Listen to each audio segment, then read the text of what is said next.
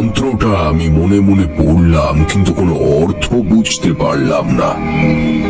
দীপুকে বললাম, আজ রাতে আবার ছাদে যাব আমরা, ঠিক আছে? এই পুঁথিটা নিয়ে যাব, ওখানে আমরা আবার এখানে যে মন্ত্রগুলো আছে সেগুলো পড়ব। রাত হলে সময় মতো আমি তোমাকে ডেকে নিয়ে যাব, কেমন? পড়াশোনার ব্যাপারে দীপুর খুব উৎসাহ। সে সানন্দে রাজি হয়ে গেল।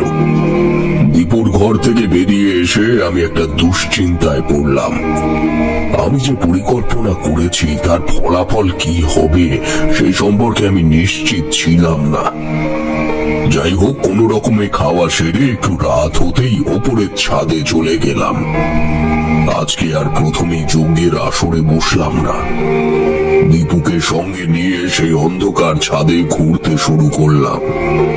মন্ত্রটা সারাদিন ধরে পড়ে মুখস্থ করে নিয়েছি। সেটা জোরে জোরে পড়তে শুরু করলাম।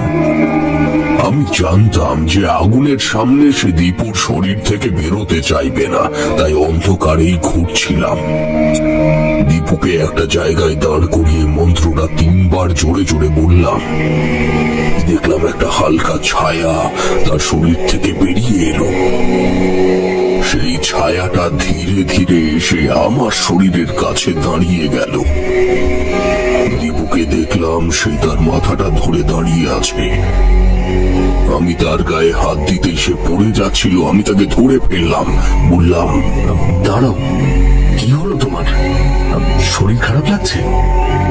আমি গায়ে কোনো জোর পাচ্ছি না, আমাকে নিচে নিয়ে চলো।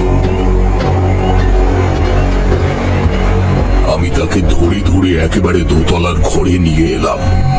দোতলার ঘরের সামনে আগে থেকেই একটা লণ্ঠন জ্বালিয়ে রাখা হয়েছিল।